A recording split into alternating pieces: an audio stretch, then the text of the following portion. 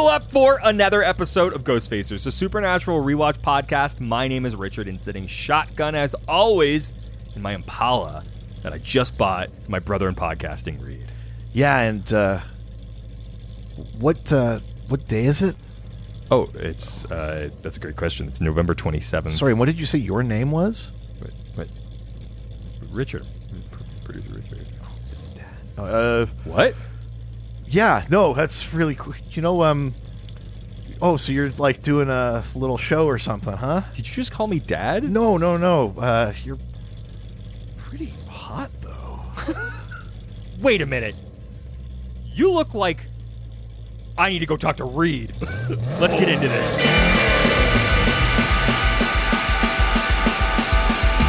Ghostfacers! We're facing ghosts! We're others, we're not, we're ghosts! Ghostfacers! Stay in the kitchen when the kitchen gets hot! Ghostfacers! We're facing nightmare, we're facing dread! Ghostfacers! We're facing faceless, we're facing dead! Welcome to Ghostfacers! Today we're discussing Season 3, Episode number... We're not even close to that. Oh my God. Here's the thing. You've been asleep for 16 weeks. Here's the problem.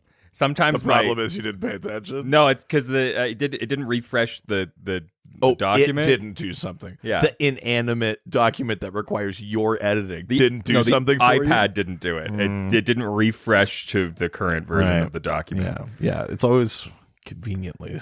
We're talking about Malleus Maleficarum. There hasn't been such a betrayal since we said Season 4 begins next week, and then we did the Season 3 recap episode instead. Yeah. Well, at least we didn't do that for Season 2 into Season 3. People were Listen, mad. Just strap in. We have no idea what's happening week to week. Nope. You're lucky that we even get episodes out. I mean, sometimes. We're talking about Season 4, Episode number 3. There you go. Yeah. In the beginning. Well, a little late for that. Say they're about 3 seasons too late. I mean, yeah, we've only just I mean, when you think about the entire series, we've only just begun. I mean, that is true. Somehow, Season 4 we are still show in the is beginning. still the beginning. Yeah. But before we talk about this episode, we have a review. Ooh. That's right. From Facebook via Candace Blair, who says, or Bear, Bair. Wow.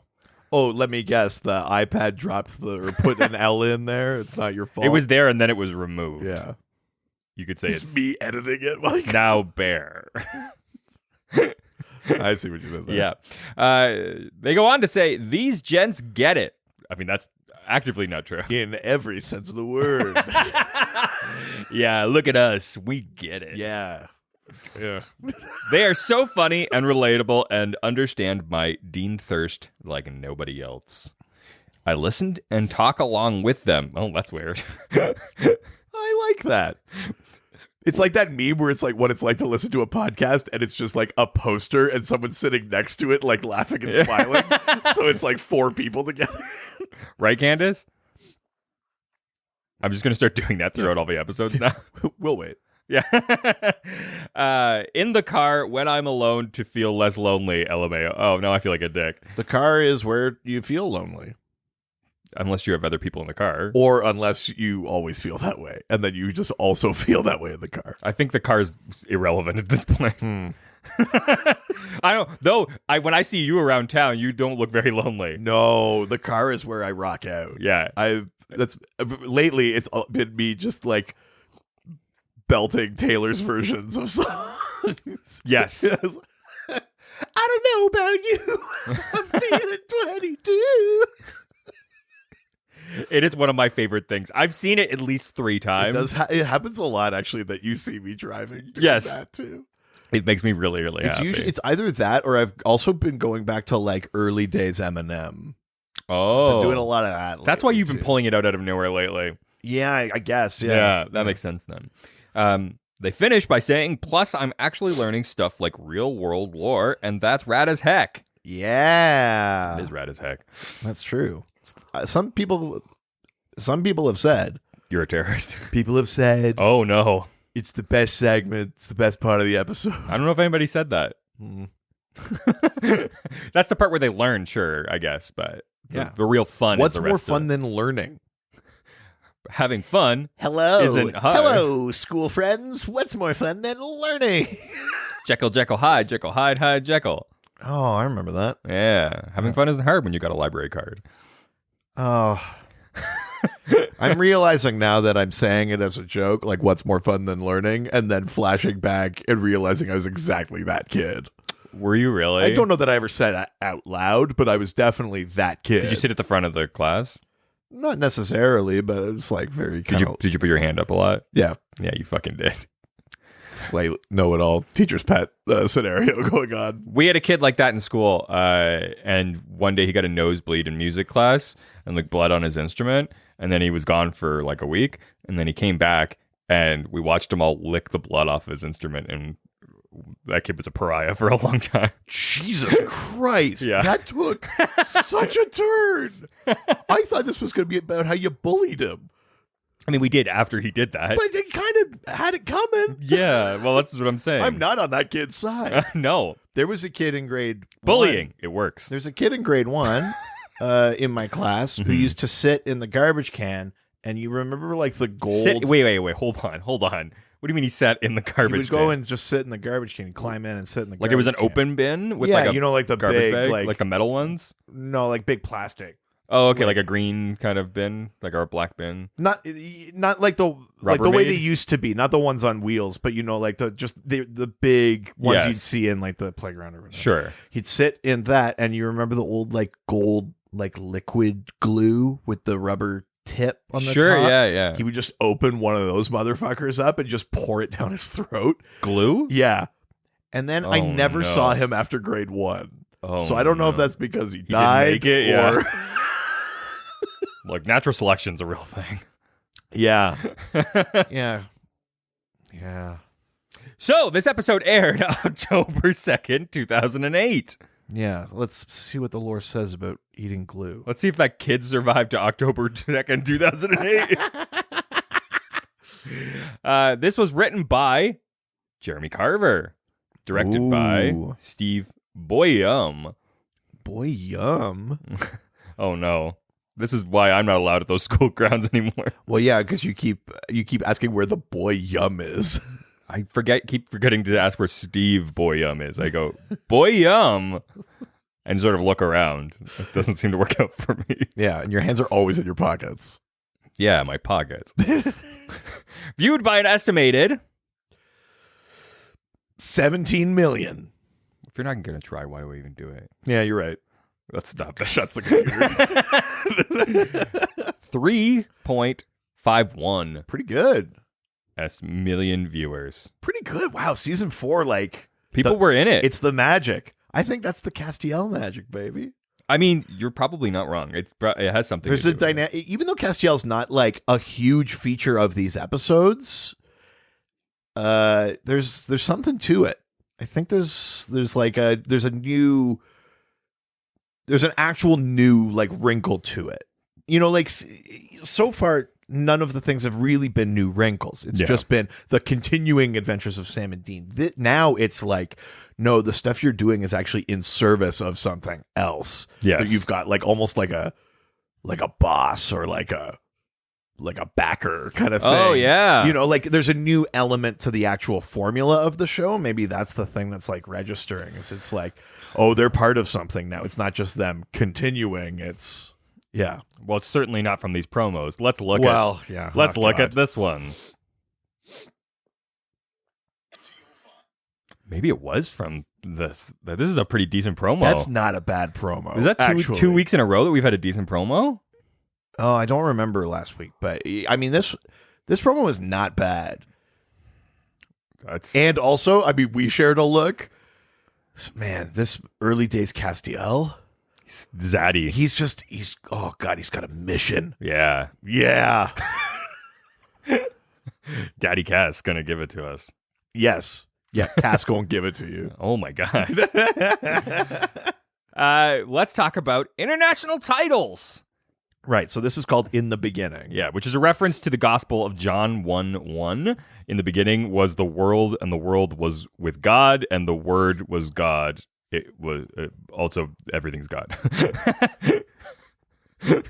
Was it in the beginning was the Word, and the Word was with God, and the Word was God? Based on the thing that I'm Isn't reading, that what the in the phrase beginning was the Word, and the Word was God, and the Word was God. That's what it says on this I thing. think it's supposed to be, and the Word was with God, and the Word was God. Oh, well, yeah. maybe I'm wrong. No, you're right. I'm having a flashback to like choir. Oh, no, it is. And the Word was with God, and the Word was God. Okay. It's like, if the Word was God, obviously it's with God, you fucking idiots. I can't believe choir fucking helped me with that. Jesus.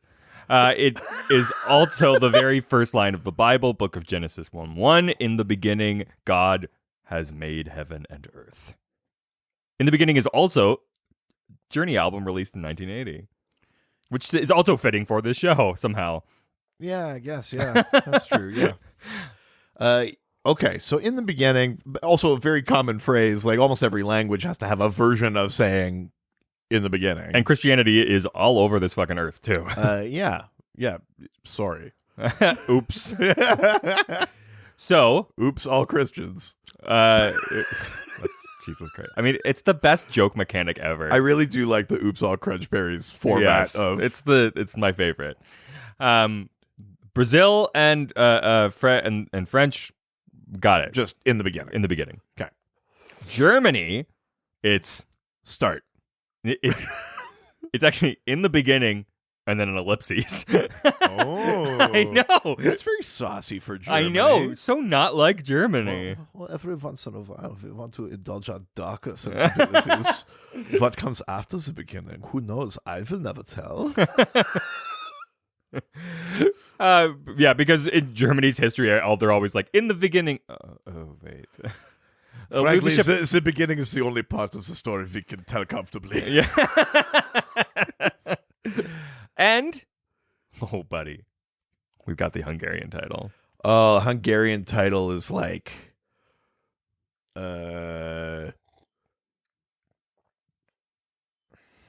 the beginning of time. No, there's no in the beginning. Oh, okay, so it's just Time Quest. It's even more poetic than that. Oh, okay.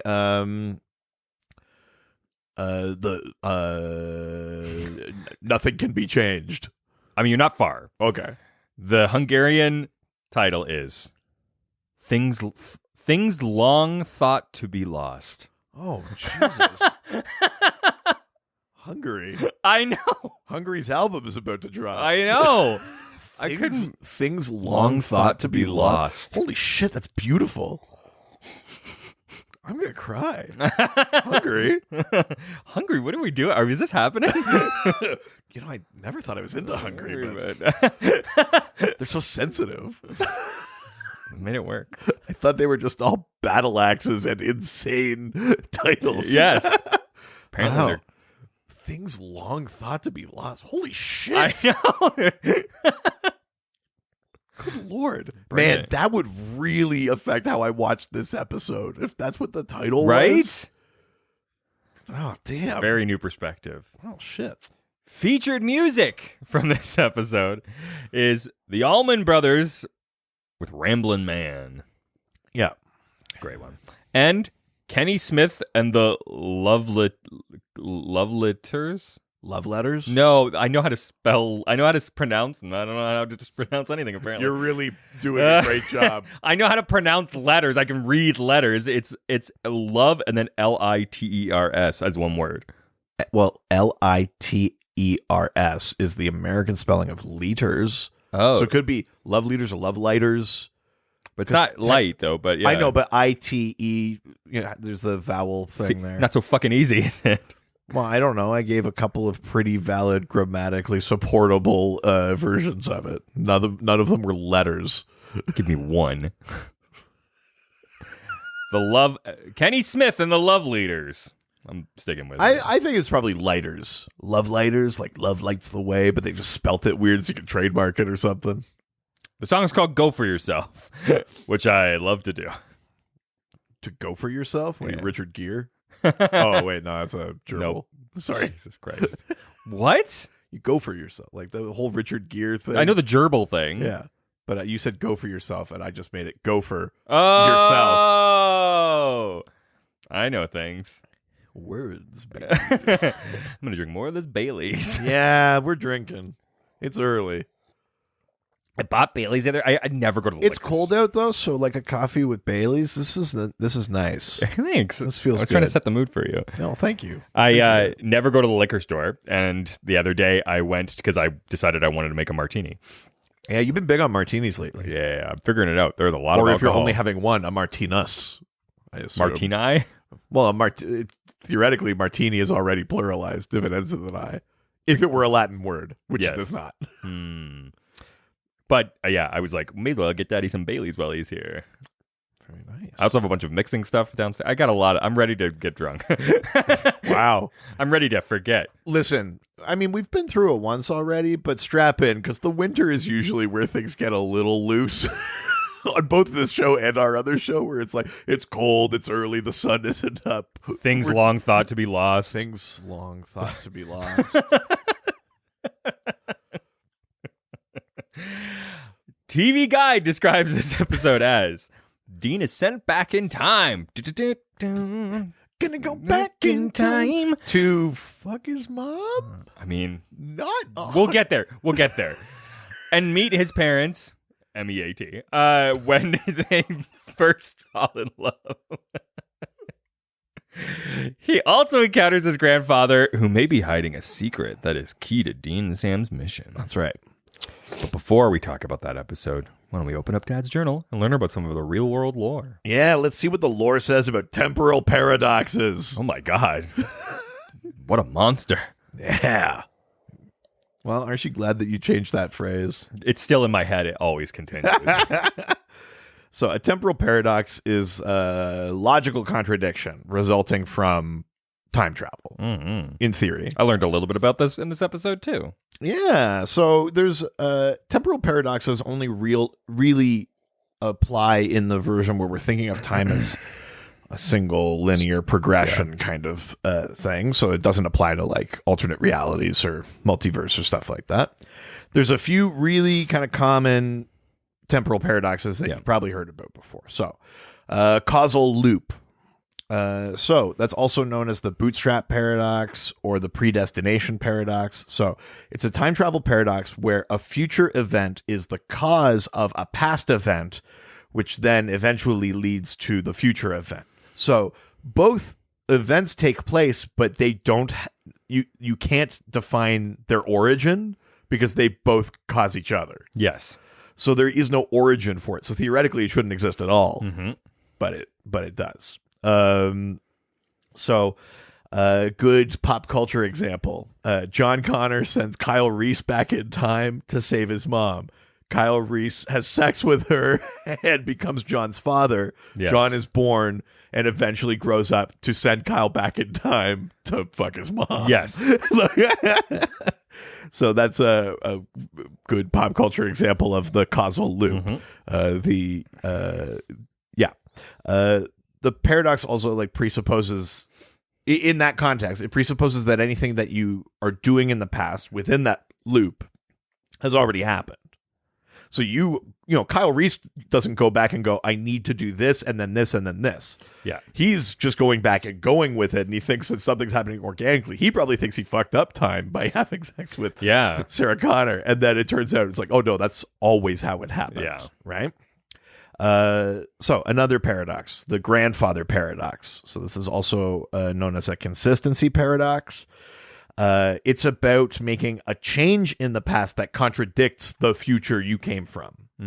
So the specific example, why it's called the grandfather paradox, is imagine you go back in time and you either accidentally or on purpose kill your grandfather before the conception of your parent. Yeah.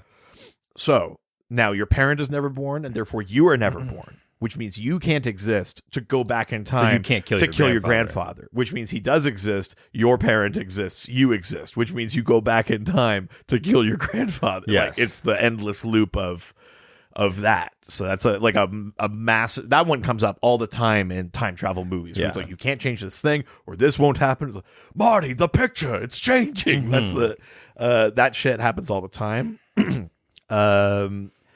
It's a very, very common one.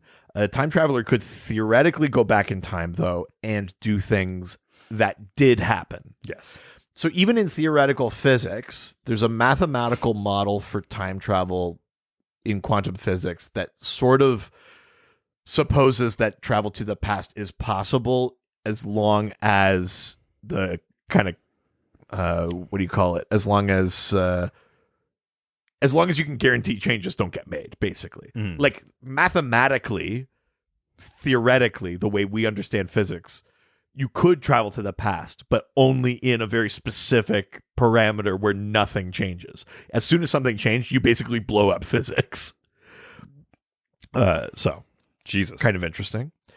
This isn't a fully just a time travel related thing, but there's the Fermi Paradox, which is actually more. It was created with regards to extraterrestrial life. So the idea is, imagine there are billions of stars in the Milky Way similar to the sun, with a high probability that there are Earth-like planets, inhabitable zones. Many of those stars are older, so if the Earth is typical, there might be intelligent life already developed a long time ago. Some of those civilizations may have developed interstellar travel.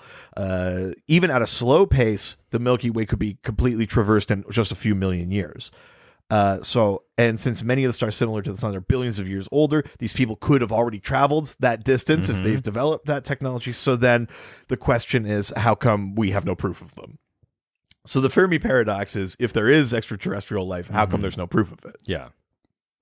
I mean, that's a very, we're talking about intelligent extraterrestrial life, spacefaring. It's a numbers game, though. But yeah, it's kind of a numbers game. So the time version of that is, if time travel exists, where are all the future time travelers? Yeah. You know, theoretically, with technological advancements in scientific understanding and things like that, like, our sun's not going to die for like another like 5 billion years. Yeah. You know, barring catastrophic collapse of our civilization. Theoretically, at some point in the future, a time traveler should come back. Yes. So it's either that time travel is fully not possible, yes, or not practical, rather, or that it's not linear and you are doing like your alternate universe Kelvin timeline. It's like what thing. they do in Marvel too, with like, it's like every time you do that, you create a new sort of time stream. And... Yeah, exactly. Or it's that you couldn't travel to just random arbitrary points in time, things like that. So there's the Fermi Paradox is kind of like, if this is a thing, we should know about it already. Unless what we assume is like the physics of time and all that stuff, right? Like, yeah, unless our understanding is wrong. Yeah, but I mean, it's that. This is why it's a paradox, though, which is like, if it exists, we should already know that. But yes, you know, yeah, exactly. And then there's like another thing called the Newcomb's paradox, which is sort of it kind of ties to that predestination idea of, if you come from the future and you know enough to know not to change the past, that means that the future is absolutely predictable. And theoretically, if you had unlimited computing power, that's probably true. But then that means that free will basically doesn't exist. And it's not, that doesn't mean you aren't making your choices, but it means your choices are calculable. Every time you second guess yourself, everything like that, where you think you're making the other choice, what made you do that? If you had like an endless computer, basically, that could calculate every experience you ever had, every memory you had, every physical interaction of atoms and things like that, you could theoretically predict every choice and every outcome forever. Yeah. Which means that there is no free will. It doesn't mean there's a God. It's that sort of like existential determinism sort of thing. So basically, if you can come from the future and you could travel to the past with enough stability not to affect your future, it means free will doesn't exist.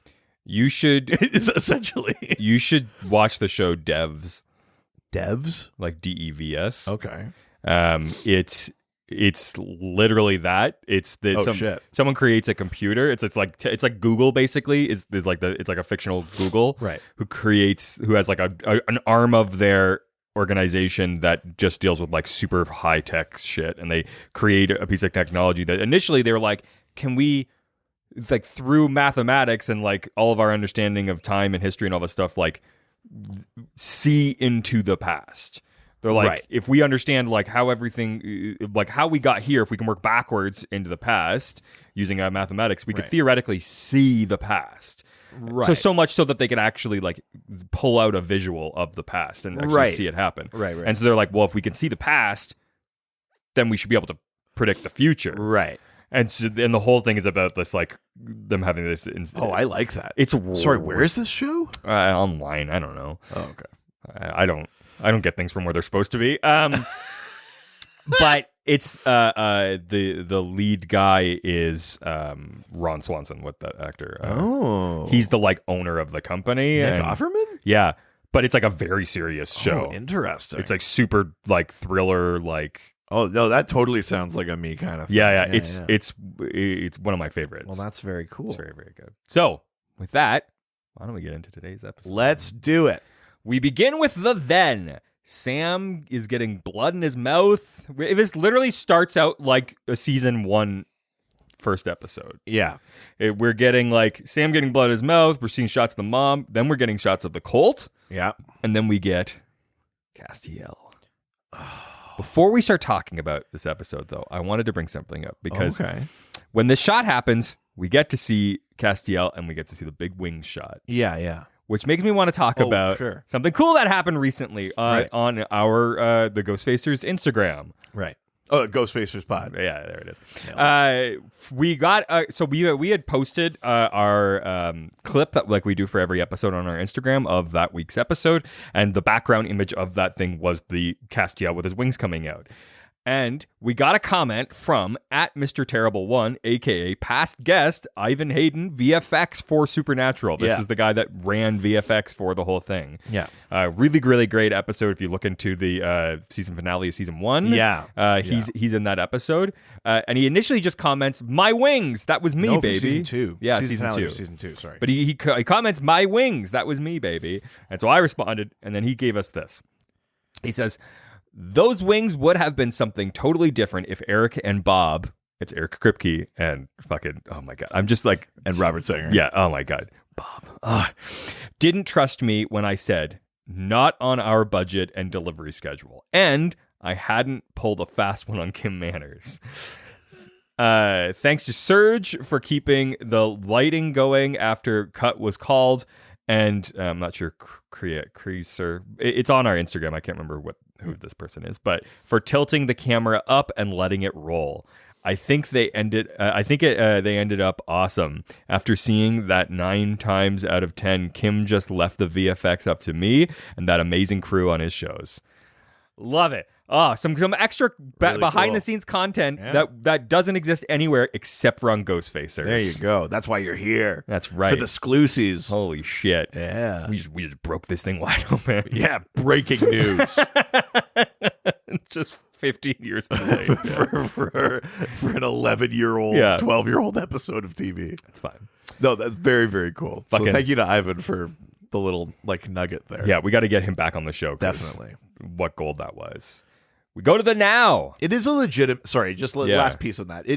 That is a legitimately great effect. Yeah, like you hear it when you listen to movie podcasts and they talk about like classic horror or whatever. We're currently listening to Blank Check. Yes. They're doing all this John Carpenter stuff, talking about practical and all that kind of stuff. And really, like the thing they talk about that makes that magic is like limitations. So you have to get creative about like what do you reveal, how do you reveal it, and when. And you know, even with the budget, would it be that cool just to see wings with feathers? Not maybe, probably not. But I love the idea of how like metaphysical the angels are, right? Without the host body, Castiel was just like a screaming sound and a sight that blinded a bunch of people. Yeah. So I love the idea that, you're in the host body. Why would you have physical wings? But we get these sort of metaphysical, like in a kind of dimension of perception that you can't reach. But there are these things, but there's like this like shadow. There's this silhouette of them in your reality. Like that works so much better, even like lore wise. And it's such a cooler choice than just literal 100%. wings. So, and it only comes from limitations and things like that. So yeah, really, really cool effect. One of the best ones in the entirety of the show, I would say, is that wing reveal. But literally just because Ivan was like, can you just do this shot? Just don't worry about it. Just do this shot. I'll figure out the rest. I promise you it'll be fine. Yeah. I love that. That's the shit I fucking love. The now. Okay. The episode begins with Sam leaving the motel room to meet up with Ruby.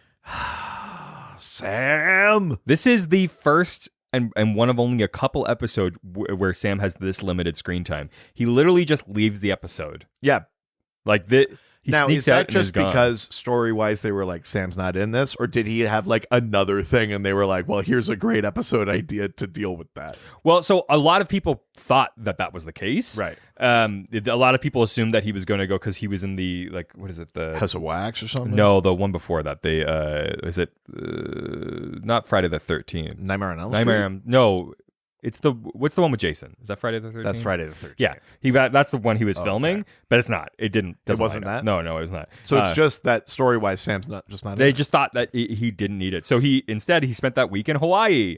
Yeah, why not? I know. So, but yeah, no, it was just, they were like, this needs to be a Dean only episode. Interesting. We there's like a quality that we want on this episode. Yeah, And it feels there's a quality that we want. Yeah. Which is the perfect opportunity for Castiel to drop in on Dean. Yeah. Who is currently having a nightmare. He just Yeah, shows up Dean's- late. Sam's not around. Dean's in bed asleep. And Yeah. I was like, oh, are you scared? Here, I'll hold you. Yeah. Sorry, reading from my... Yeah, God, I keep Slash switching over to that. fiction. Yeah. The document didn't reload. It's not my fault. The angel remarks on Dean's dream and tells him that he has to stop it. At which point, he touches Dean's forehead and sends him back to Lawrence, Kansas. And then, Dean just wakes up on a bench and this cop is like, hey, Drifter, you can't sleep here. And he's like, all right, whatever. And he gets up from the bench and he can't get any signal on his phone. He's like, oh, weird, whatever. And he gets up and walks to a diner. But we linger on this shot of the bench and it's like a billboard for Tab. Yeah. And it's actually got the extra curly A, which is a subtle giveaway that Dean is back in an earlier time, because that particular A was only used for as a Tab logo from 1967 to 1979. There you go. So. Yeah, and he walks into this diner and he the diner he actually walks into is it's called Jaybird, right, which is the nickname given to Jensen Ackles' oldest daughter, Justice J. Oh, that's cute. Yeah. That's nice. Fucking daughter's name is Justice J. I mean, that's a lot to live up to. Jesus. Also, the song playing in the diner is the Allman Brothers' Ramblin' Man. Yeah. The date on the newspaper is April 30th, 1973. Ramblin' Man didn't actually come out until September 1973. Right. They got an early cut. Okay. What? What? No, never mind. No, Okay. never mind. This all Okay. it does line up, but we'll get to it later. Okay. He sits down and talks to a young guy at the bar who turns out to be his father, John Winchester. Holy shit. Dean's mind is blown when he figures it out. So this is what happens. So there are 4 Back to the Future references in this episode. Right. This is the first where Dean sits down next to his future father and someone says, "Hey, Winchester." They both turn around and look. Yeah. This is a reference to the cafe scene in Back to the Future where a young Bill Tannen calls for McFly and both Marty and George turn around. Yeah. When Dean asks young John if he knows where to get a cell phone reception with his flip phone, John answers the USS Enterprise. Yeah. The designers for the flip phone purposely made the first cell phones to mirror communicators in the classic TV show Star Trek, the original series from 1966. True. In the diner, Dean also mentions that Sonny and Cher broke up, causing a puzzled response as it's actually 2 years away. It was 1975. I do love, like, the guy working in the diner is wearing, like, fur and all, like, tie-dye and stuff like that. And yeah, Dean's just being flippant. He goes like, you do know Sonny and Cher broke up, right? And they're like, Sonny and Cher broke up? It's so They're funny. Like, wait, what? You know what's interesting about that is actually this in the original like the version of this episode that like Jeremy Carver's first sort of draft of the script, Right. everyone was dressed like that, and Eric's like, no. Yeah. He's like, one, people didn't dress like that. Yeah, that's not true. Yeah. Two, that's a fucking production nightmare. Yeah. Like, and it'll look ridiculous. Well, and also, you don't get to play the gag that they do get to play here, which is people look at him weird. Dean finally clocks the date on the newspaper. He starts looking around, and it's like people in like brown suits with orange ties and shit like that. And he's like, oh, son of a bitch. He's like, it's the 70s. God damn it. Also, the fact that the fact that Ramblin' Man by the Allman Brothers is playing at the same time is actually likely also a subtle nod to the fact that Cher married Greg Almond right after Sonny and Cher broke up. Oh, interesting. Yeah. Oh, there you Which go. is interesting. But So they're musically cucking yeah. Sonny Bono. Like Sonny Bozo.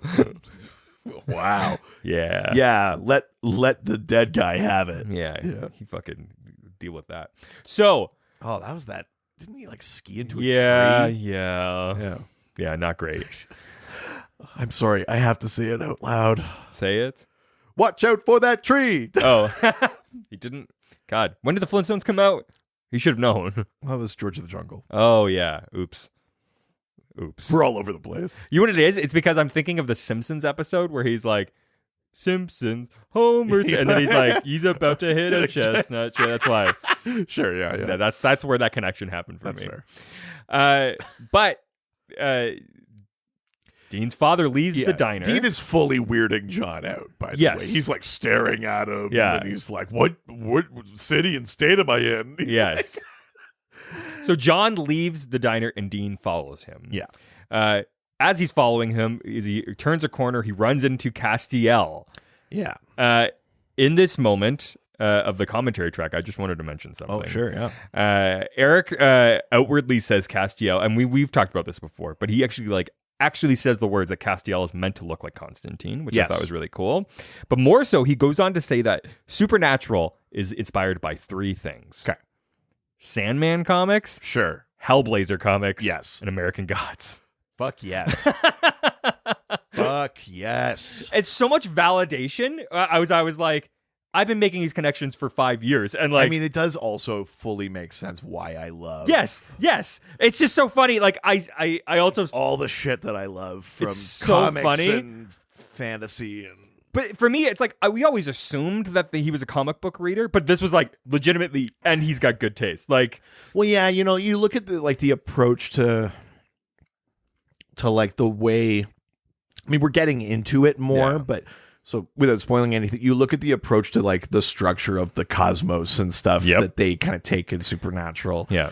And then you look at like how do they do that in Hellblazer or something like that. You know, how do you bring like the mundanity of real people to the metaphysical cosmos, thing of selling souls or whatever? Yeah. And it's like that's a super Hellblazer thing. Or, you know, how do you take these like abstract concepts and give them physicality? And that's such a Sandman thing, you know, and the idea of there's so many great elements to it.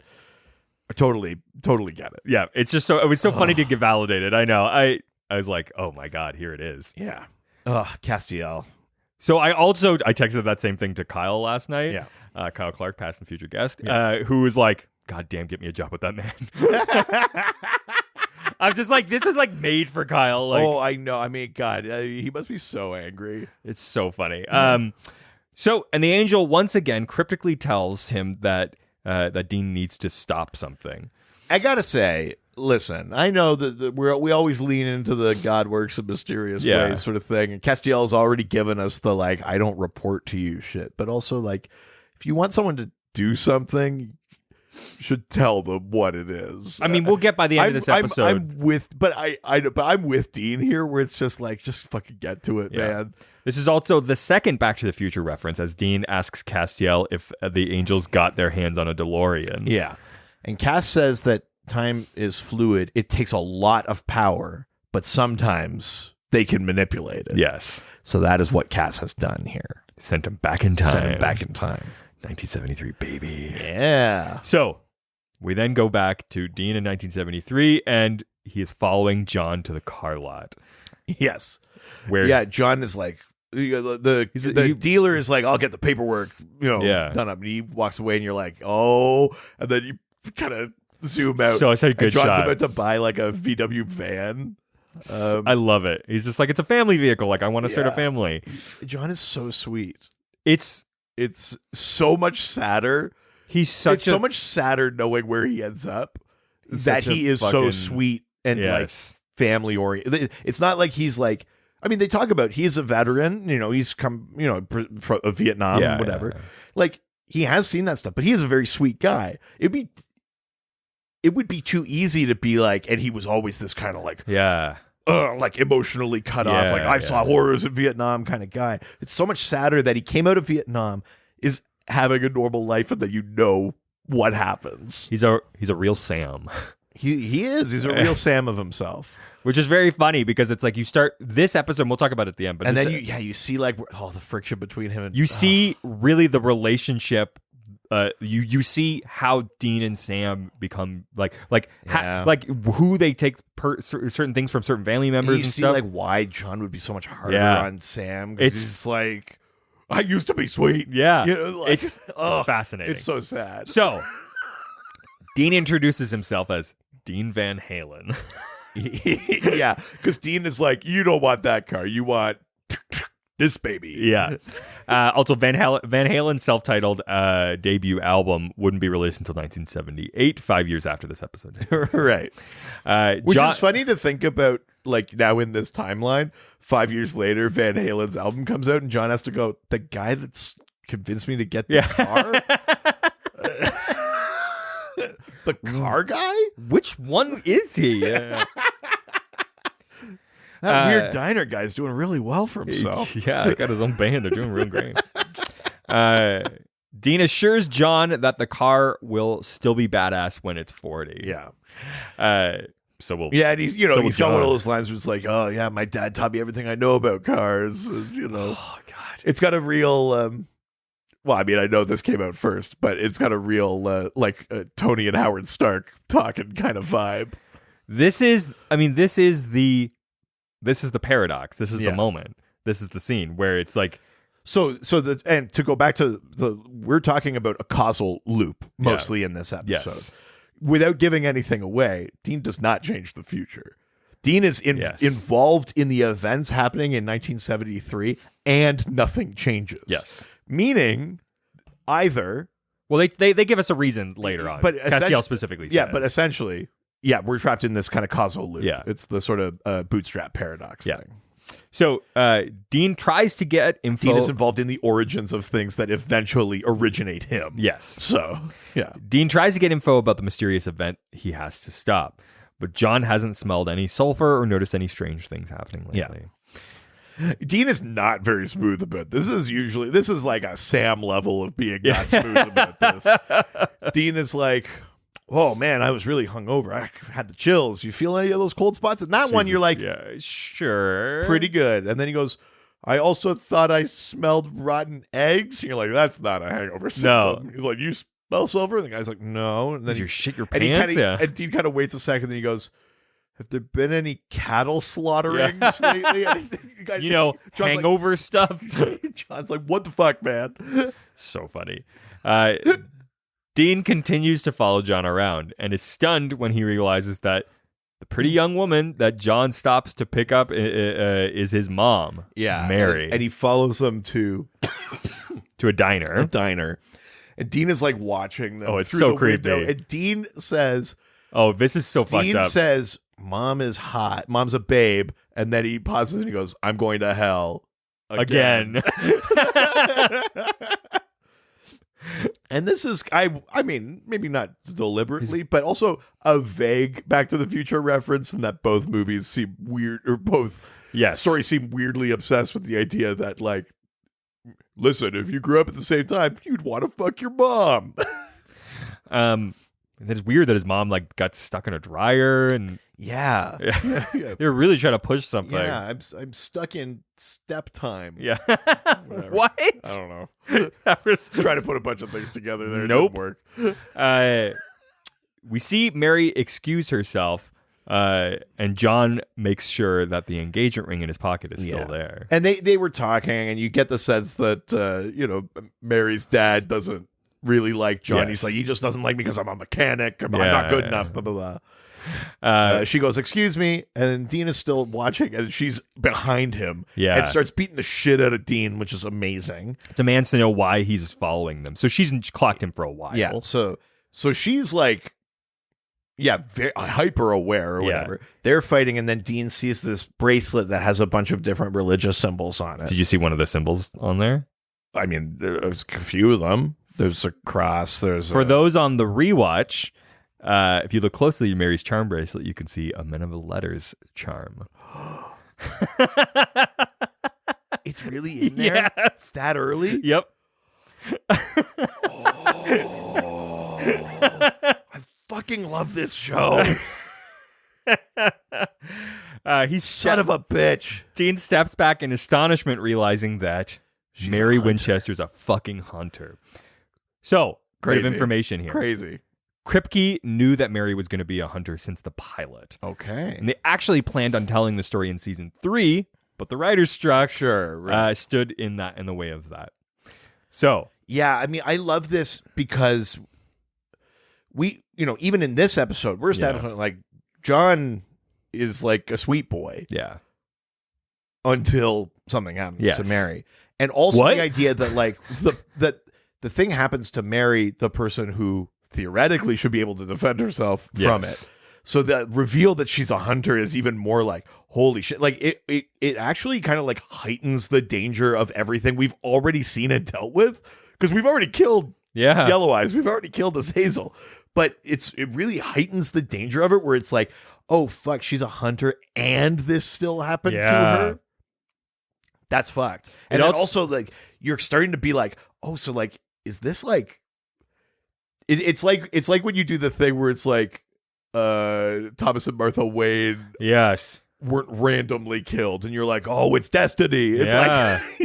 like it's pretty cool. Absolutely. It's pretty cool. Dean follows Mary home and goes inside to meet her father, Samuel. Yeah. Fucking grandpappy. Yeah. Played by great character actor Mitch Pileggi. People might recognize from like the X-Files and Another fucking Basic Instinct, I think. Yeah, another And- Kim Manners fucking joint in X-Files. Yeah. Yeah. Mitch Pileggi, great. Yeah. So we meet Holy Grandpa Samuel, Who's and also his- a hunter. and his wife Deanna, and so Dean calls, like, Samuel. Samuel and Deanna. So funny. I like that Dean's the one who is named after a girl. Yeah. I'm sure him back then didn't appreciate that. 2008, Dean. Well, yeah. But yeah, Samuel is also a hunter, and though Dean convinced him that he's a hunter with his knowledge of vampire slaying, Samuel Seems like too easy of a hunter test. Samuel's like, what kind of stake do you use on a vampire? Wooden or silver? And he like, goes, are you you fucking- cut their head off.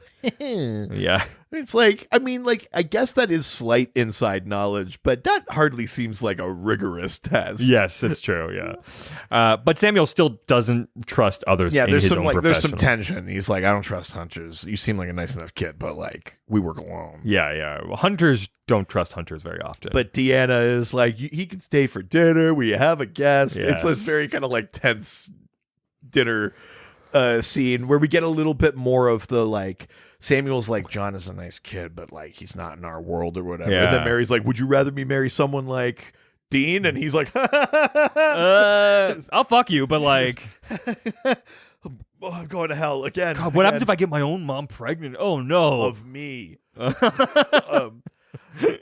And you Samuel's like, no, that's not what I mean, but like he clearly is just very protective Yes. of his daughter. Doesn't really have any particular leg to stand on other than just wanting to keep her safe. It's a good scene though. I like it. You know, you get a little bit of like they're kind of like sussing each other out. Like, you're here for a job? Might be. Yes. What are you investigating? Maybe. And they're Yes. kind of like, oh, maybe we should work together. And basically, they determine that there is demon activity Yes. around Lawrence, Kansas. Who'd have thought?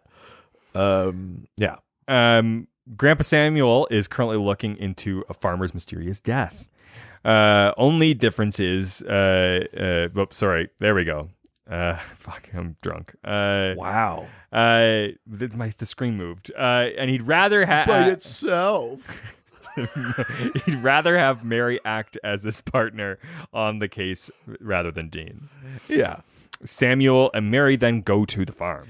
Yeah, so they show up. Samuel's dressed as a priest. We see, like, it's kind of fun to see, like, Grandpa Campbell here do the moves we've seen Sam and Dean do. Yep. But he clearly didn't teach it to them. No. They don't know him. They didn't even know their mom was a hunter. So it's fun to see that, like, the hunter moves are just almost ubiquitous. Wherever John learned it. Unless John learned it from Mary. Maybe, but you know what I mean? Like, Yeah. it's kind of fun, though, just to see. This episode has really gotten me thinking about this prequel show that has been sort of, for those who don't know. Yeah. There's been Jensen Ackles and Danielle Ackles have been talking about like making a prequel TV show about supernatural, Right. Which now we can actually talk about because of this episode. The idea was that it's based on Mary and John before the kids were born, Right. And at first I was like, but that doesn't make any sense. John didn't know about the supernatural world, but he may have. Like, Yeah, it is funny because the show definitely sets up that he learns to hunt. Basically, but we have this gap, basically, like post Mary's death. But that could just be as simple as he takes it seriously and gets good at it. Yes. Not necessarily that he's in the dark. Or the You know fact what I is mean? like Like, it's, there could be this huge gap of time where they were hunting together, and then basically they started a family, decided to stop it, and then when it happened again, he's like, "Time to pick it back up, and I'm going to take everything." Like it actually does work more now that I think about it than I did before. Because at first I was like, "That doesn't make any sense." He doesn't get into it after, and then I was like, "Well, why is that true? Like, what proves that that's true?" They don't ever actually say. I'm trying to think about later in Supernatural if there's anything that contradicts that, but I can't. I can't remember, think of anything but- that specifically said, and let us know if we're wrong, but Yeah. I can't think of anything that ever happens that says that like that he was completely in the dark until she dies. True. At any rate, I do think that it's interesting Yeah. to see that move. Yes. So Samuel is going to go up to the house with like a fruit cake. He's dressed as a priest. And then this is okay. I do got to say, this is the weird thing about this move.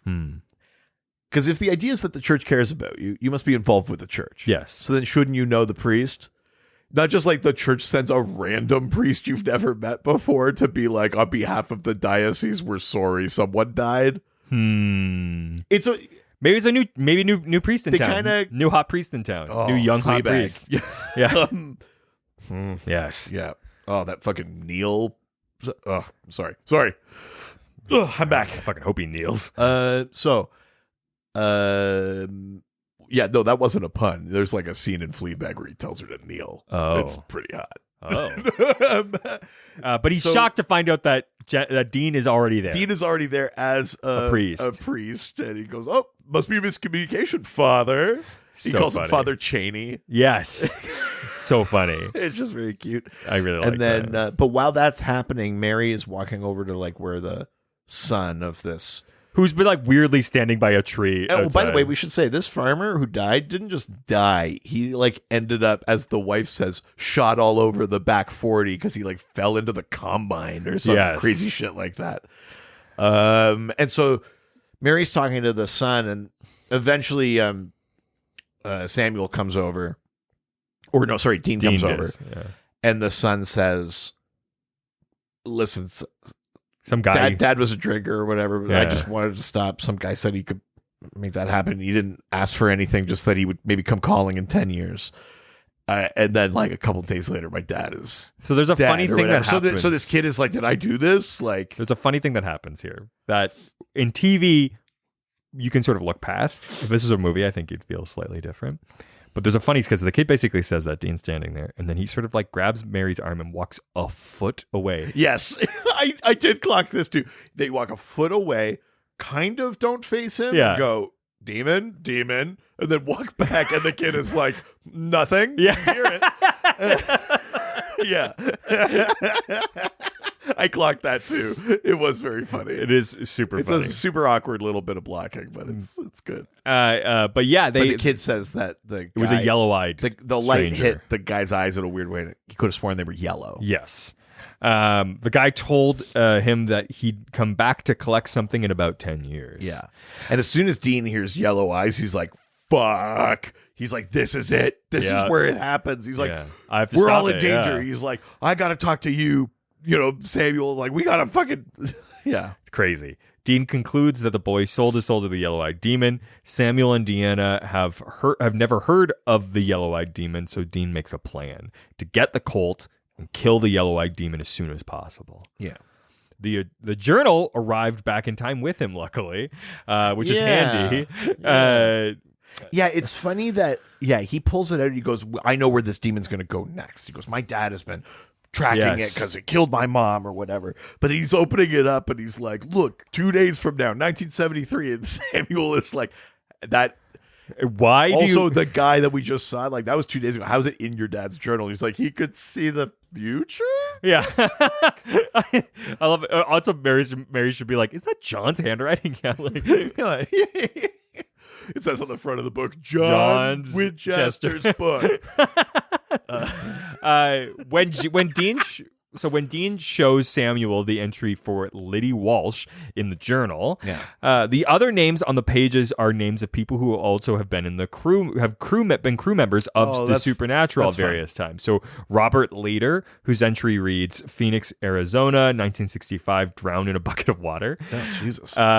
Assistant art director Nadine Moser, production assistant Warren Dunlop, construction coordinator. An entry with the surname Goldwyn is also printed. Liz Goldwyn served as the assistant art director. Nice, very cool. So fun. Dean visits Mary before he leaves and tells her that he approves of her relationship with John. Yeah. Oh, just the drowned in the bucket of water thing made me think of that.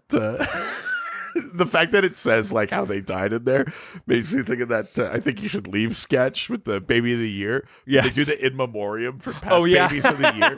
And it's like little Denny Doo-Doo Dinkins. Yes. Pancaked by a dump truck. And you go, in memoriams don't usually list how they died. Yeah. Little Sandy Sanderson. Throat slash. Yeah. It's like insane.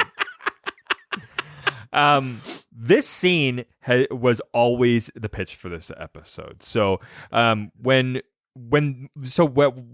they pitch to the network of what the episodes they want to do for the new season are, they typically are doing these things that are essentially just like paragraphs. Right. And the version that they send is usually very different than what the episode ends up being. Yep. But this scene has always been in it. This specific scene has of been Dean and Mary having this conversation. Yeah, so we should say before Dean is heading out, where he is heading out is he says he's going to go get the Colt. The Colt. He goes, I know where the Colt is. It's 1973. Yeah. Daniel Elkins, Colorado. Yeah. I'm going to go get it. Samuel's like, the Colt is a legend. And he's like, it's real, and I'm going to fucking get it and kill this goddamn demon. Yeah, it's awesome. Yeah. He tells Mary that he approves of the relationship with John, and which is when Dean's future mother reveals that her boyfriend is planning to propose soon. Yeah. Mary says that John is sweet, optimistic, everything a hunter isn't. Oh, God. It's so heartbreaking. How far he fell. And she can't wait to run off with him and escape the demon-slaying life. And the worst part is that she then says, and she would never want her children to grow up in this life. Oh, God. Well, and and the other, Dean's just like fully like pulling tears. Dean is like pulling tears, and then he has this moment where he goes, listen, this is going to sound crazy, but I really need you to do something for me. November 2nd, 1983. Don't get out of bed. Doesn't matter what you hear or what you see. Just don't get out of bed. It's so sad. She agrees, but yep. that's not the case. Oh, God. Because since we know from earlier episodes, that demon attacked that night, and the children are exactly 6 months old. We know that Sam's birthday is May 2nd, 1983. So, Yeah. Boy, the next time Castiel appears, Dean asks. He's in the car now. He's in like a rental, I think. Yeah. Well, yeah, because Dean's been every time we see the Impala show up, it's John. He bought the car, so Dean's been trailing in this like piece of shit, kind of rental car or car he stole or something. Yeah. Dean asks why Sam wasn't allowed to get in on this Back to the Future action. And Castiel says, I don't know. His acting is just like, I don't know, man. Yeah, it's like, really? I mean, you're kind of the one holding the show together. Castiel explains that he has to do this alone. Again, very cryptic, like, you had to do this alone, Dean. And Dean's like, that's not really good enough, but whatever. And asks him if he cares that altering the future means that he and Sam never become hunters and that all the people he's saved will die. Dean cares a lot about the lives of strangers, but he's not going to let his parents die again. Yeah. While Dean steals the Colt from Daniel Elkin's safe in Colorado, which is an interesting little tense moment because Daniel Elkins is like got a gun drawn on him. He's like, "You put that back," and he's like, "I'm going to return it. I really need to kill this demon. He killed my family." Blah blah blah blah. And he goes, "There's hunters in Lawrence. That's where it'll be." He tells him, he's like, "You can pick it up, please. I gotta kill this demon." And it's that sort of like hunter thing of being like, I understand vengeance. Yeah. That's like the only way anyone gets into that life. He's like, all right. Oh, this is your beginning story. Okay. Sure. Yeah, I get it. We also see that Mary discovers that the demon is currently hanging out at her friend's house. Yeah. That's who Liddy Walsh is. So she rushes over to jump into the fray along with Samuel. Yeah. But his shotgun is no match for the yellow-eyed demon. Yeah, it's good. Yeah, he busts in and shoots the demon. The demon is like talking to Liddy, like disguised as someone else. Yeah, but he's like, yeah, there's a cure for, I don't know if it's like her dad or something. I can't remember. Well, all you have to do is, I'm gonna ask a little favor in 10 years time or whatever, and then that's when Samuel like kicks the door in. Yeah. There is another Back to the shoots. Future reference here because the guy that he's currently playing, his name is Dr. Brown. Oh, yeah. It's true, yeah. Which is obviously Christopher Lloyd's character in Back to the Future, Doc Brown. Yeah, so there's some fighting that happens, some, demon telekinesis. Mary stabs stuff. Yellow Eyes. And he's like, ooh, I like you. You got spunk. Yeah. I gotta say, there's we'll circle back to it, but there's a couple of different people that the yellow-eyed demon is inside in this episode.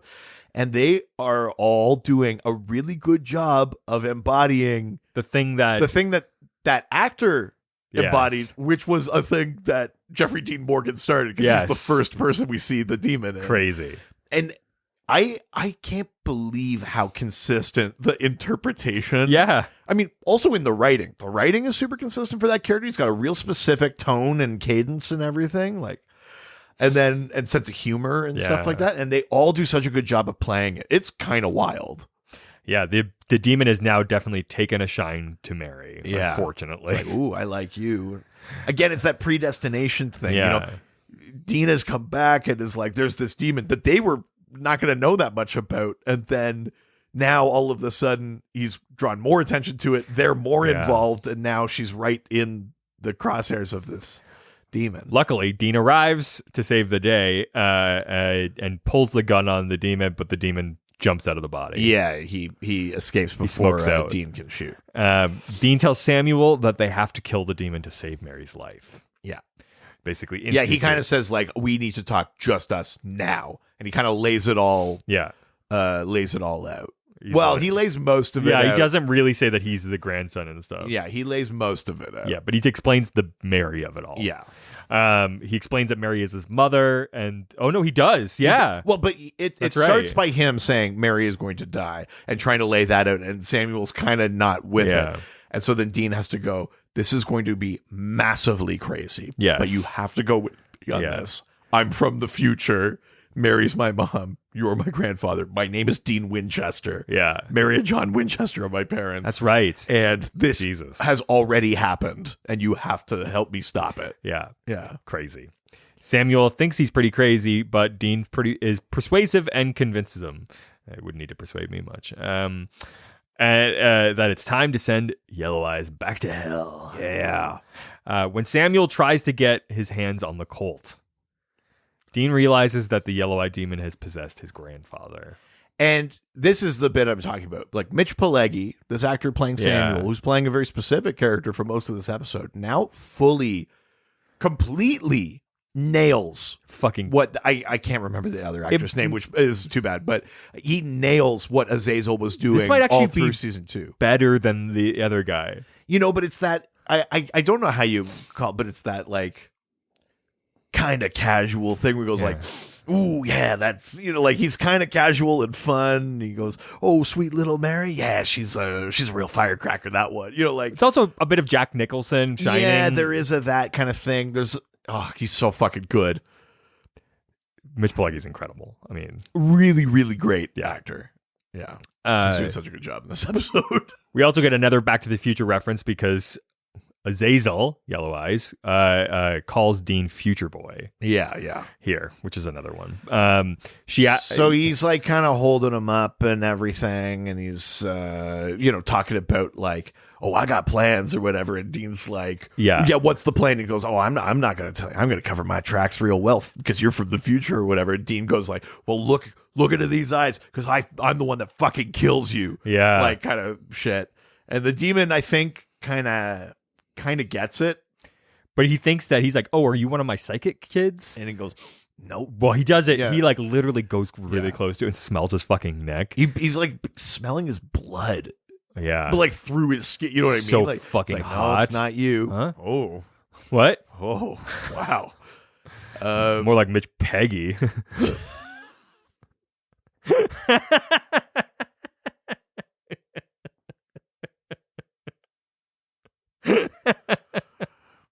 like Mitch Leggy. Do those things go all the way up?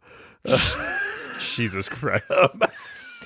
Dean figures out that he goes, do you have a sister? Oh, no. Oh, a brother? I like that even better. Yes. He's like, oh, man, I think Mary's my front runner. She's my favorite so far. You know what? And you're like, damn it. No, it's happening. He's like, no, you do great things in Slytherin.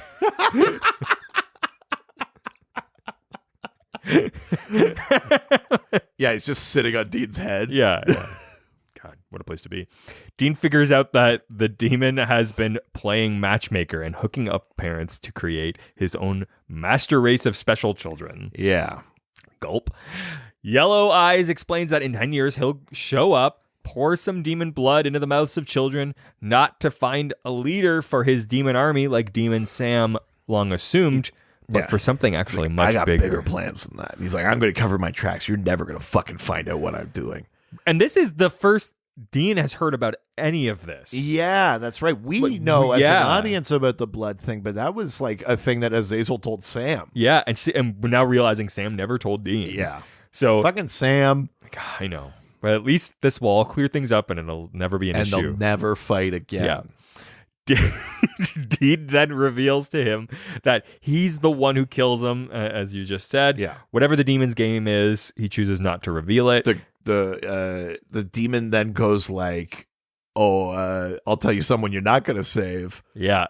He's like, "Grandpa," and he just stabs himself because he's a demon. And the grandma Deanna, who had been watching, kind of maybe going to go for the Colt on the ground kind of thing.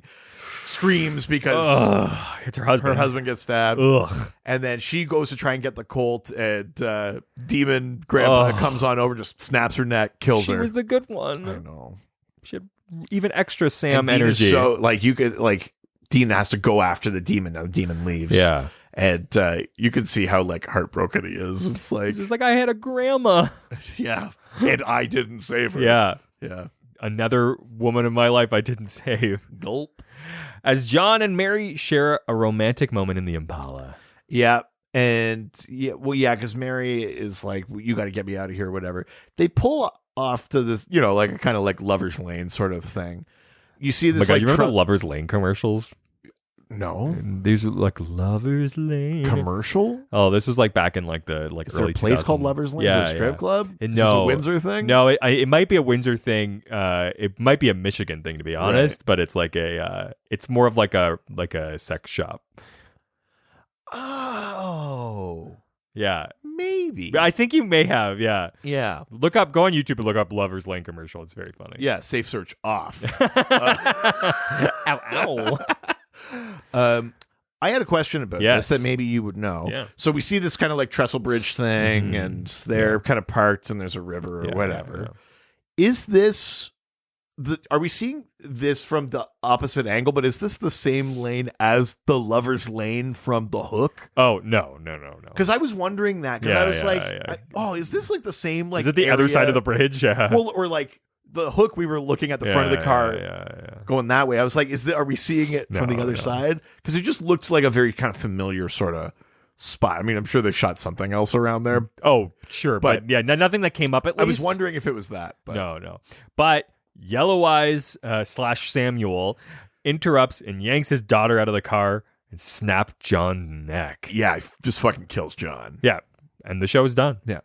The picture body. Yeah. Yeah. The future was changed and he's dead and the show's done now. Yeah. That's it. That's the end of the episode. All right. Well, let's talk about our reviews, ratings. I guess we'll move on to the animated series.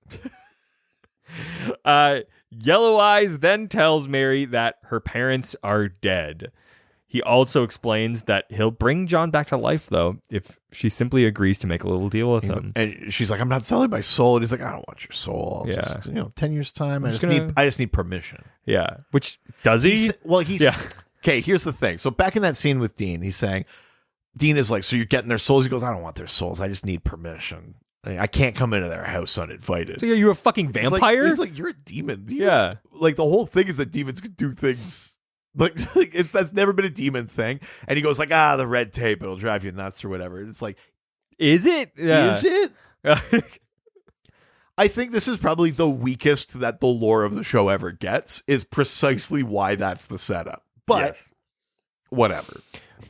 Regardless, maybe he just wants to make his life easier. I don't know. But what's interesting, though, is this gives a bit of context for another scene we've already seen in the past, which is, it wasn't in the pilot, but I believe it is in another time that they go back and show the beginning, where she walks in and sees the demon and says, you. Yeah, is that when Azazel tells it to Sam? I think so.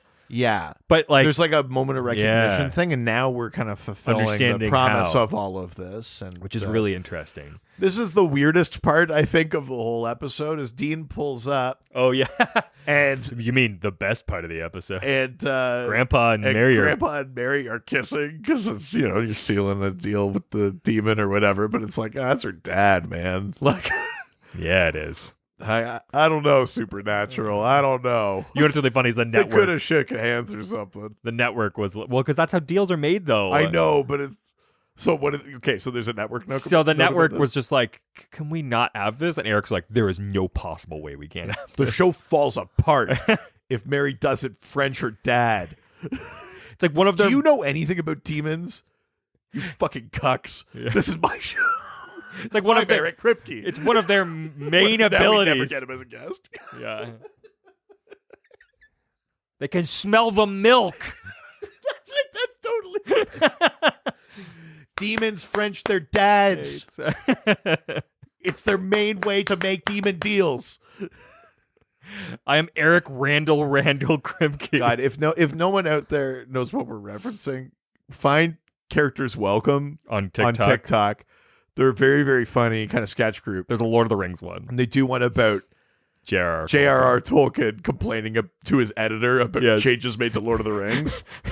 It's very funny. It's milk based. I'll say that. He promises that no one will get hurt as long as the ritual isn't interrupted. She goes ahead and seals the deal with a kiss. Dean shows up a moment. It does seem like more than just like they're making out. It is a good detail though that he says where he's like, as long as nobody interrupts my work, Yes. no one gets hurt. Yeah. And then you're like, oh. She was told twice now. I mean, it's kind of her fault. Yeah. Oh no. Literal victim blaming. Yeah. I'm not gonna. No. Really had to hold myself back there. Well done. Blood's coming out of my ears. Dean shows up a moment later to kill the demon. Yeah. But the smoke escapes once again, leaving Samuel dead. Yeah. And then John kind of springs back to life. And Mary sees Dean, but before John can clock him, Castiel shows up, Touches puts a him. hand on Dean and On his shoulder and grip him tight. the angel explains that Dean. Well, also, I didn't mention this. This is the first. No, it's not. It's not till the next episode. Never mind. So the angel explains that Dean couldn't have changed history even if he wanted to. But when they come back to the present, Castiel says, "Now you know what we do. We've been trying to find out Azazel's plan, but he did cover his tracks. Yeah. We don't know what he needs Sam for, but it is much darker and much scarier than you think it is." And he goes, and Dean's like, "You don't got to worry about Sam." He's like, "You don't know the dark path that Sam is on. For example, he's not here right now. Where do you think he is? You stop him or we will." Yeah. Oh. Yeah. There's nothing that Dean could stop in the past. It's the future that he needs to worry about. Yeah. And then you realize that's what Castiel was saying when he says, "Stop it." He goes, whatever Sam is doing, stop it. Now he's aware of exactly what happened to Sam. But even the angels are clueless of what Azazel's game is. Maybe Dean can crack the case as Dean demands his brother's location and Castiel tells him. Yes. "Your brother is headed down a dangerous road, Dean." Castiel explains, "We're not sure where it leads. Stop it or we will." Yeah. Dean heads out, though. Well, and Dean is like, "Where is Sam?" And Castiel just like says an address. Yeah. 205 water something. Yeah. Dean heads out, though wary of the ominous message. The episode's finished by "to be continued." Yeah. The final reference to Back to the Future, which also ends in a "to be continued." It's good. Holy shit. Yeah. What a fucking episode. We went back in goddamn time. Holy shit. Pretty cool. So, thoughts, reviews? Yes. I love this episode. I never forget this one. The production of this alone is an incredible episode. The fact that there's like this dreamlight state throughout the entire episode, that it's like it's even shot slightly different. It's a bit more bright. And like it's meant to feel different and a bit like the 70s, the whole thing. Like, sure, if you start like and go frame by frame, scene by scene, right, the like production and like set design for this episode is so well done and so perfectly set in the 70s without feeling like a parody of the 70s. Right. It's a thing that like even that 70s show went a little bit far with, but did a pretty decent job of it. Just like, look, at the end of the day, if you're in the 70s, people are probably dressing like the 60s. Like, right. Like it's not like, it's like if someone came to like 1995, it's like not everybody's wearing fucking like starter jackets and like neon. Like, sure. Yes. Yeah. It's yeah. They don't all have high top fades. Yeah. Like it's only people who are trendy tend to be the like more wealthy people. Like the reality is like life is a mix of like status, culture, like like a ton of different factors, and so like you're never just seeing like the top of the line, all of the things that come out of the 70s. Just like if someone showed up today, it's like I'm glad that like Samuel doesn't have a fro. Or like if you showed up now, like some people have an iPhone 4, some people have an iPhone 10. Like you know what I mean? Like it's it's not everything is like the exact moment of the time that you show up in it. And this does a really, really good job with that. There's only one guy who's like dressed in fur and fucking like bell bottoms, which is fine because there was probably one guy who's like that. Yeah, absolutely. Yeah. So I really like that. From the production design alone, this episode is awesome. Yeah. We get to go fucking back in time, a thing that like another sci-fi trope that like is gonna like excel this show moving and forward. I love the blend of sci-fi and like magic, right? Because we're still talking about angels and demons and shit, but then we're doing the sci-fi thing of time travel.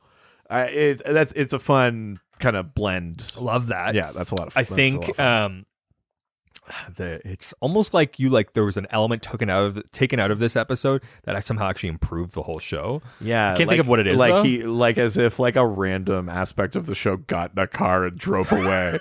Yeah, like symbolically. Literally never getting him on the show. Sorry, Jared. He gets better. Ish. I just think it's going to be too bad when he tweets how heartbroken he is to hear about our opinions of it that we didn't tell him first, personally. Yeah. Oops.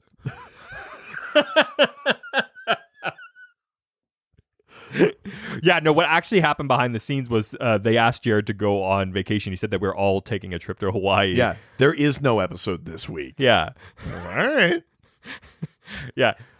Listening to this podcast is how Jared finds out that there was this episode. Wait a minute. I thought you guys just put out this 5-minute episode with me walking out the door. Yeah, you told me it was a short. Yeah. But, I mean, God, Dean's acting in this episode, like Jensen's acting in this episode is incredible. Yeah. His ability to play, like, he gets to play stupid as always. He gets to play, like, shocked and funny. Dumb, funny, sad. Yeah. Rage. Yeah. Like, there's so much that Every shade of Dean. Oh, God. 50 Shades of Dean. Oh, my, there it is. I was waiting for it. Mr. Dean will see you now. You read my... Oh, my God. Did I forget to... It keeps refreshing on me. But I mean, I love the story. I like the like to do something that like could really fuck with their like continuity for the show. They do a really good job with it. It's very smart, yeah. With somebody who is like, but I think it's also because some of these things were already kind of in the backstory or in the plan already. I mean, that's the thing with Kripke, Mary being a hunter and that. It's not like they like this week were like, what if we did this? It was like, now is the time to explore this idea I've had for a while. And honestly, Jeremy Carver is probably my favorite writer on the show. His ability to like, he's so like, his dialogue is so witty and snappy and like he understands exactly how the characters all communicate. And for somebody who's coming into a very like lore heavy episode, I mean, this is the season he's showing up in, so he didn't even know. He's not like, he doesn't have the like, he's not so precious about the past as like some of like maybe Kripke is, right? Totally. But he's like, he totally gets it. They're really careful about sort of how they handle all of this stuff. Like I think he asks really important questions. Like I love this episode not only for like all of the things that it sets up and the way that it handles everything, but it's also just like really well written and funny and like it's. I mean, yeah, I really really loved this episode, and this is the one that I always go back to. I love the way they give like the agency they give to Mary. Yeah. There's like deleted scenes that I think maybe I don't even think they're not even on, but they're in the commentary, but they're not actually in the DVD. I don't think. Like they just talk about them. Yeah, but they talk about there was like scenes where Deanna was like throwing knives around and stuff and she'll show up and be like, is it a shifter or like a demon, and like hands dinner out and stuff like that. Right. Like the whole family is in it, which I really like. Yeah, that's and pretty cool. It sucks that we won't get more of that. That's the prequel I want. I want the fucking hunter, like the Winchesters before, like the Campbells. Yeah, Campbells. Yeah. That's the fucking show I want. Yeah. But yeah, I absolutely love this episode. I'm going to give it. Oh gosh, I am going to give it 4.5 grandpa kisses. I mean, I agree with everything you said. Yeah. Especially on the performance side, this episode is fucking Samuel. Jesus Christ, yeah, crazy. Yeah, Mitch Pileggi, both as Samuel, great, and also as Azazel, fantastic. And incredible. It's not just that he's doing something good with it's that he's doing something so continuous or contiguous, rather. Yes. Like it's all of those details are the thing that I think sets Supernatural apart from a lot of shows. Is there's a lot of care put into those kind of pieces. Mm-hmm. I mean, everything about those performances works for me. Castiel's performance is actually quite nuanced in this. Like, there's something odd about the setup of this episode where Castiel is like, I could tell Dean or I could send him back in time to see it. Yeah. And, he's like, don't you care about all the people that you saved? And Dean goes, but it's my parents or whatever. And Castiel's kind of, I think Castiel is like getting a sense of the human condition slightly, like in a very subtle sort of way. Again, it's been 2,000 years since the last time angels were on Earth. I think there's some interesting stuff happening with Castiel Dean Jensen is obviously amazing in this. But I think all of those things then highlight the bits where the episode kind of falls down. And weirdly, this episode falls down on details. Like, we're setting up a bigger thing with Azazel, but this kind of throwaway, like, I need permission. It's like, for what and how and why? We've never seen a demon need permission for jack shit. Yeah. You know what I mean? Like, it's not like he needs it to come into the house. He's in the house of Liddy Walsh. Yeah. So he needs permission for what? Yeah, I Like, don't. he's already in that house, and then he just chooses to fight or do whatever to people. Like, is there actually a cosmic force stopping him from, let's say there's a baby in that house at that moment, walking upstairs and putting his blood Like, is in he that baby's just mouth? asking for consent to enter a child? But he's not, because it's, I mean, maybe he is because it's his blood or Yeah. whatever, but like, but demons don't have to ask for consent. I mean, That's what makes them demons. we aren't there yet. Yes. There's like a lore difference between angels and demons in Yes. this show. Demons just fly into people. That's how we get Meg going like, I was riding shotgun, I just doing all these horrible things. Like, so that's a detail that doesn't work or really make sense. Yeah. Castiel talks about how difficult and dangerous it can be to go through time. Yeah.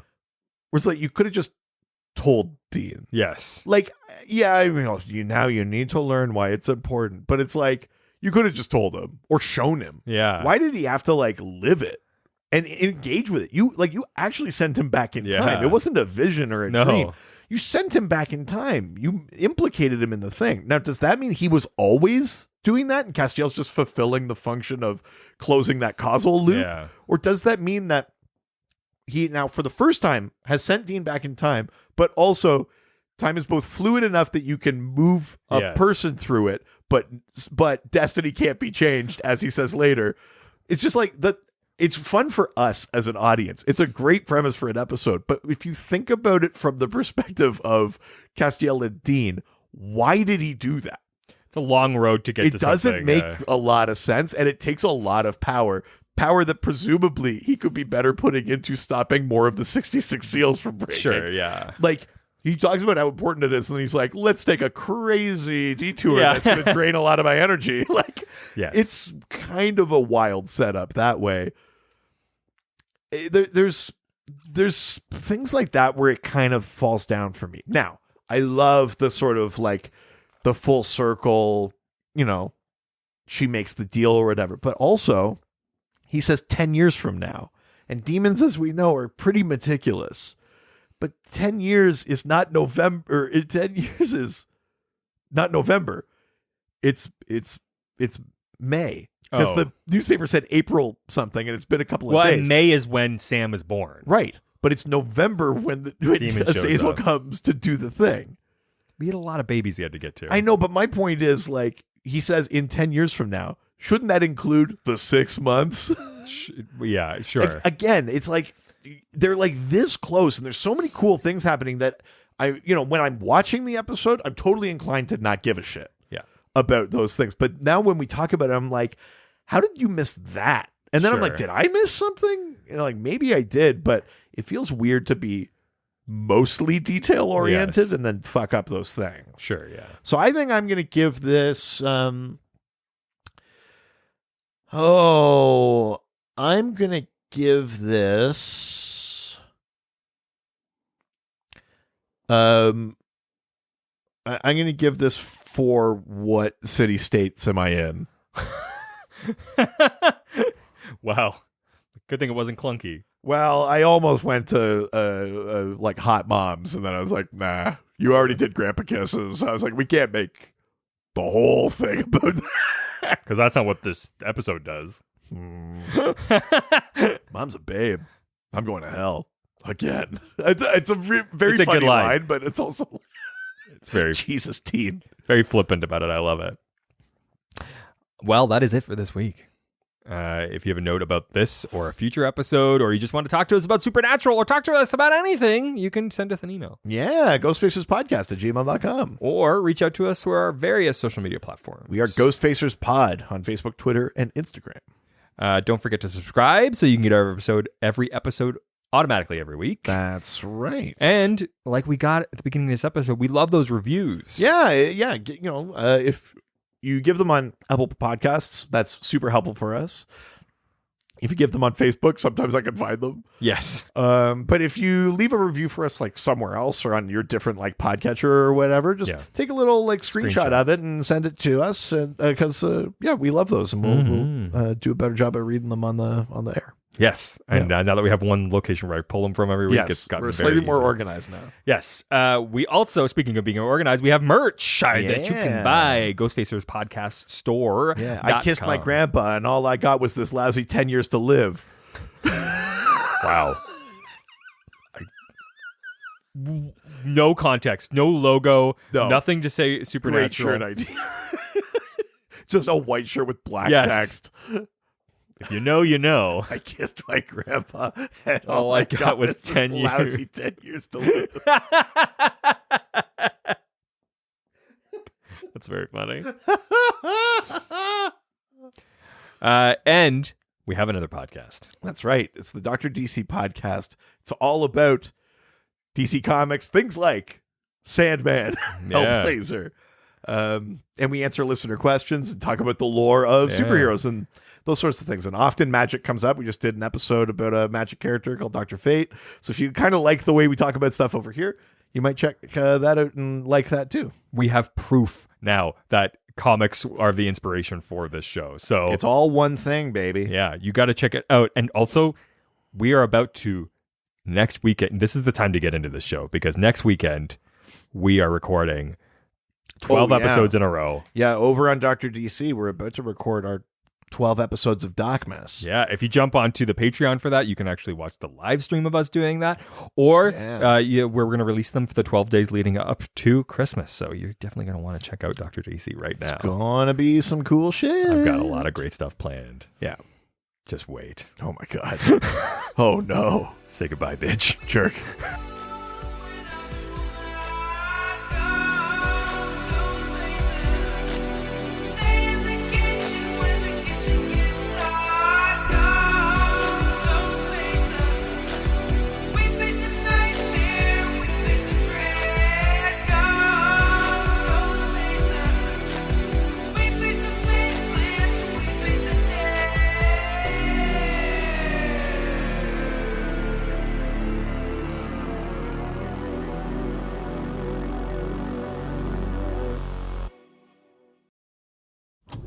This was a Brain Freeze podcast.